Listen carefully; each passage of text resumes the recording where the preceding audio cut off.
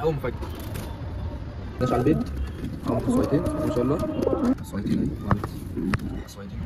السلام عليكم ورحمه الله وبركاته. عاملين ايه يا شباب؟ قبل ما نبدا الفيديو، قبل ما نقول اي حاجه، النهارده في مفاجآت كتير، في حاجات كتير قوي حصلت. فانت لو مهتم بالحمام والمفاجاه اللي انا هوريها لكم بامر الله دلوقتي، دوس لايك واشترك في القناه وصلي على النبي، اهم حاجه واهم من كل اللي فات ده. تمام؟ في حاجات جديده عند الحمام، هنا حاجات طلعت، فتعالوا نلف الكاميرا ونشوف هنعمله ايه. يلا تعالى الاول نبداوا من المفاجآت اللي احنا كنا بادئين فيها من زمان ووقفنا ورجعنا تاني الحمد لله.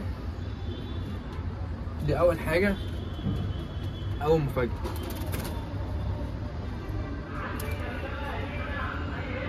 دول سبريتات دان فولو، الثلاثه دول، الاثنين دول سبريت دان فولو، ودول استرالات عاديه.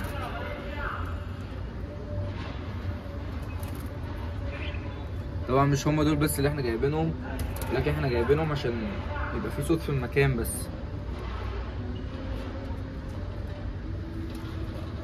ادينا شفنا دول، تعالى نشوفوا بقى المفاجأة بجد. مفاجأة بجد. صلوا على النبي يا رجالة وقولوا بسم الله ما شاء الله في الكومنتات.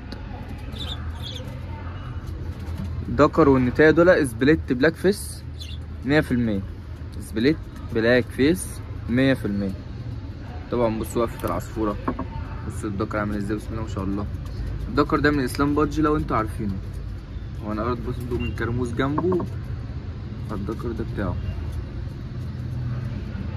شوشة وكورك، وفي تاتشات في الريش في الكتف. هي بس عندها تاتش بس فوق، بس هي يعني دم فولل يعني. وهو المهم اللي هي قبل سبليت بلاك فيس.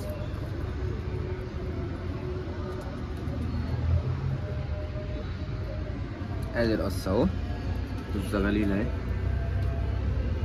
نشوفها كويس.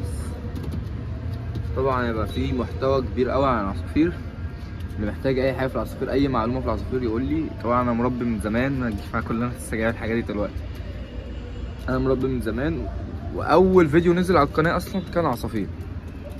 بصوا القص بيدخلها قش، قص الاحمر وزار. هنفك الكاميرا من الستاند افرجوكوا بقى الحمام. بسم الله. اركن انت كده عشان نفرج الناس. اضغط لايك يا معلم، اضغط لايك، حاجه ببلاش، حاجه ببلاش، الله يكرمك. طبعا ده القص اللي احنا حاطينه على بعضه، محصين بقالهم كام يوم. طب بعد اذنك اوعى حصويتين اهي، حصويتين اهو، عمال يضرب فين، عمال يضرب فوق. طبعا احنا حاطينهم عشان هي النتايه دي كانت رافضه الدكر ده، مش عايز تاخده عشان لسه مكانش خلص ريش، عشان لسه مخلصش ريش، فهي مكانتش عايز تاخده او هو مش قادر يسيطر عليها، حاجه كده يعني.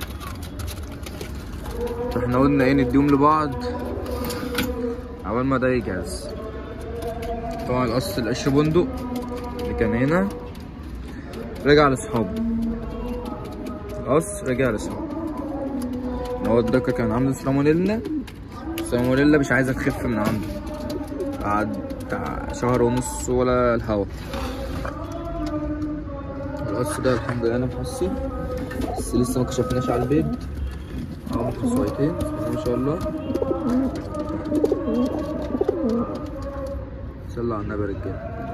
يا ريت تكتبوا كومنتات انت منين، يعني فاهم، كل واحد يكتب يعني اسكندريه من القاهره، المكان اللي هو عايش فيه واسمه، عشان نبدا نتفاعلوا مع بعض على الكومنتات. تمام؟ انتظروا كل جديد في العصافير بامر الله، والبلود السبليت ان شاء الله في حاجات جديده داخله، هندخلوا حاجات تانية بس واحده واحده، يعني احنا ايه مشينا واحده واحده. طبعا الحمام موجود مش هيمشي، بس هنبدا ايه بقى، الحمام اللي شغال قاعد واللي مش شغال هيطير، يرجع لاصحابه يعني، مش هنش زي الاول ولا هنعمل موتور، لا انتاج. وبرده حد لو حابب ياخد حاجه من السلاله دي اللي هم الناس تتفرج عليها مثلا متابعيني يقدروا ياخدوا منها، اقدر انزل ابيع منها كده. لكن لو نش وبتاع ما يكسبش الحمام دلوقتي في النش والحوارات دي بصراحه يعني. ده دكر عصريه، مع ان الدكر ده بصوا هتلاقيه بطل في النش وعلوه حوش في النش. بس عامل ازاي؟ الصلاة على النبي.